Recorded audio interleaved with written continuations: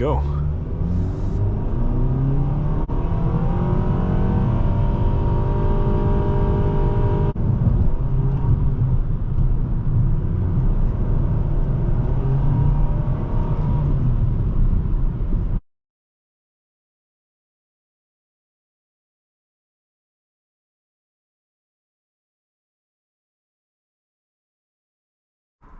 Welcome back, everyone. Today we have a 2023 Nissan Sentra SR in our channel. I would like to thank Sheehy Nissan of Manassas and especially Misha for providing me this car to film. I will share my impressions to you about the car at the very end of the video, and we will also do some Dragy 0 to 60 acceleration testing. Let's get started.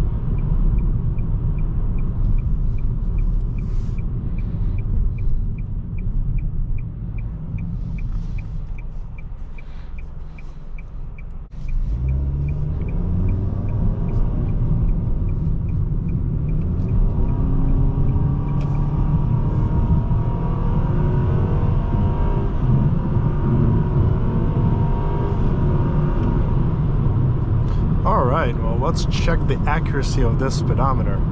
So the indicated 68 miles an hour, we are going 67. 70, we're at 69. I think that is very accurate for a speedometer. 75, 74.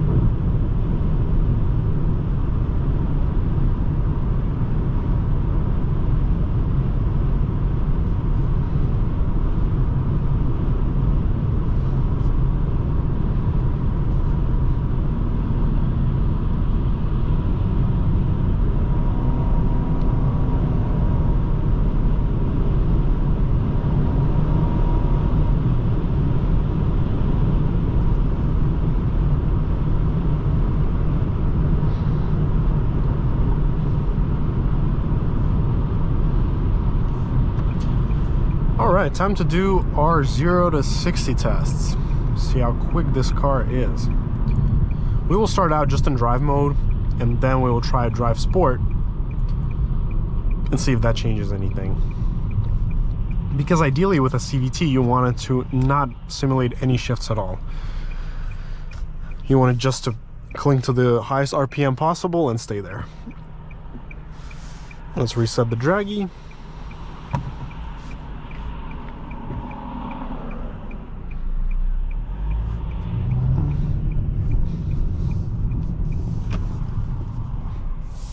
All right, let's go.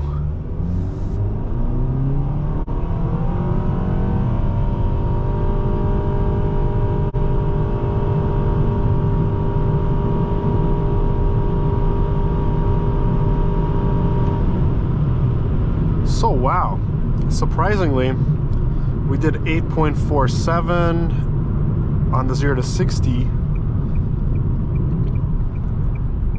and 10.63 on the 1/8 mile, and we actually trapped at the same speed as the Rogue with the 1.5T. We trapped at 69 miles an hour. This is very, very, very good for its power and its displacement. We gotta understand that this is just an entry-level compact sedan.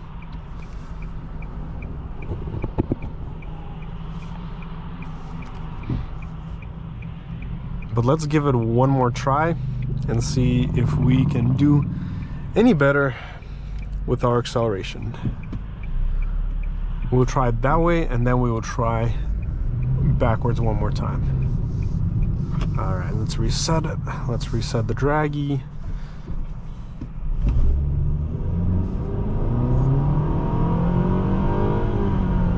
So this time it is fake shifting because I put it in sport and we did an 877. So the fake shifts, they do worsen the time by a good bit. So it's definitely better to just leave it on drive for maximum acceleration.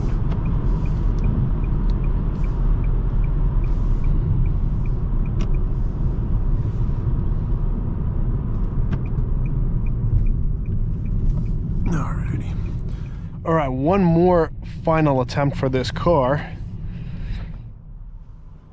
Alrighty. Well, this time I'm gonna boost it a little bit like this. There you go.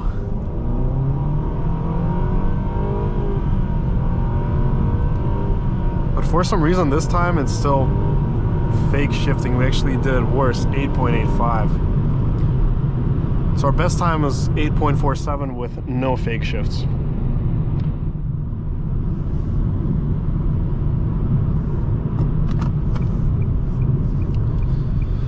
Now let's go see how she eats up those corners, and I will share my summary and impressions with you.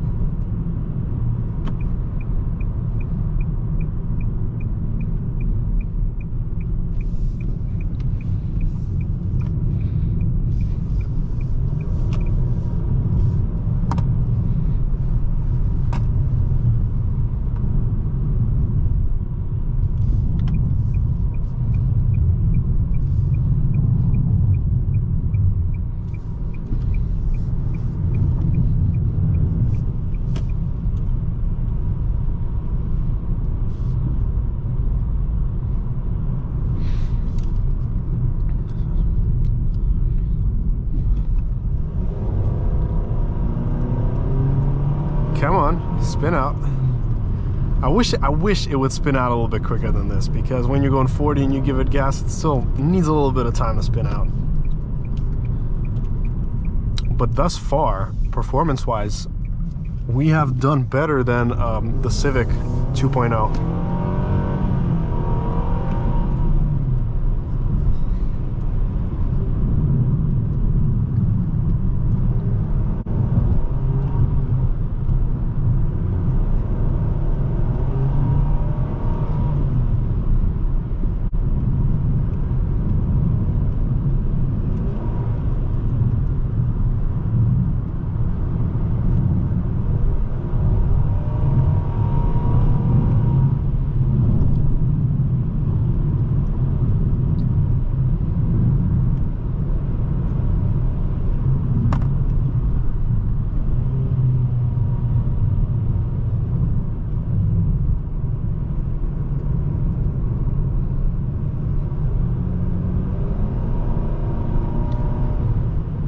Okay, so wrapping up this test drive.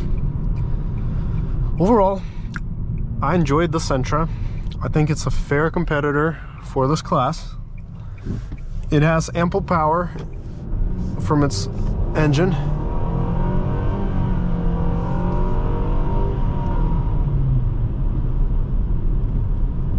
And it has a nice and compliant ride, so those are definitely the takeaways of this test drive.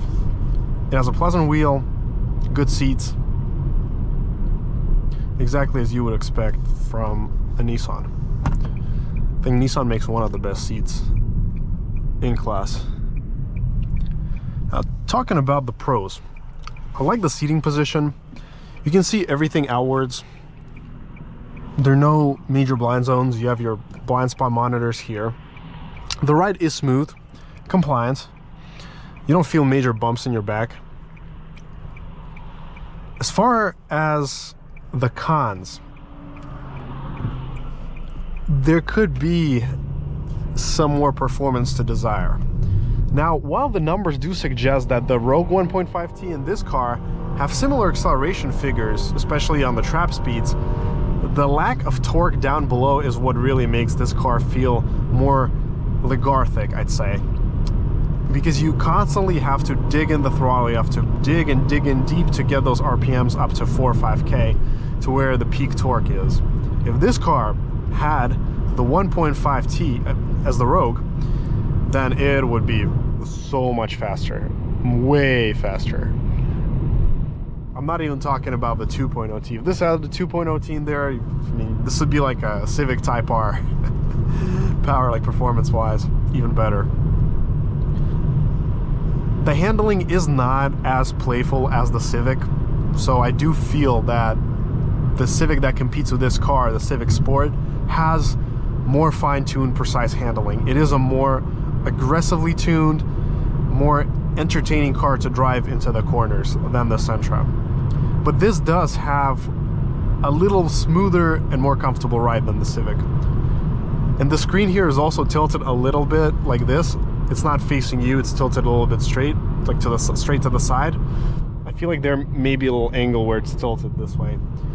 People always argue about this, like, no, it's perfectly straight, I measured mine, so I will leave it all up to you guys, whatever you think. I'm just saying, to me, it looks like it's tilted a little bit to the side, because if it was tilted to me, I would see it easier. It's almost the same concept as the Civic, same layout. I like these vents. They remind me of Mercedes Kia Stinger vents, and they are nice and adjustable, easy to use. Another thing with these cars is the cabin noise. These cars have quite pronounced engine noise. You can hear the engine rev up all the time. Now, compared to the Civic, this does have a more hushed cabin. There is less wind noise, and you feel less bumps than in the Civic, which I think is a wonderful, wonderful thing.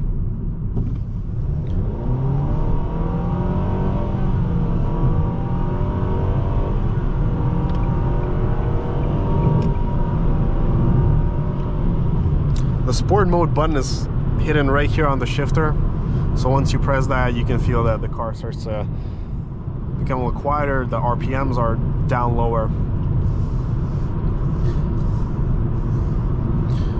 I definitely recommend this car for anyone shopping this segment and trying to find an attractive offer. I feel like with a Sentra SR like this, you will save a ton of money in the current market over a similarly equipped Civic, because a lot of Honda dealers nowadays, they mark up their products, and you may be very well spending almost $30,000 for a Civic.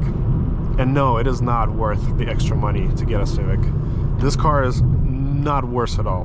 It's actually in some aspects better. It's quicker. It has better 0 to 60 time than I measured with a Civic Sport. Once you're up to speed, they have identical performance, same trap speeds that you would find in the Civic.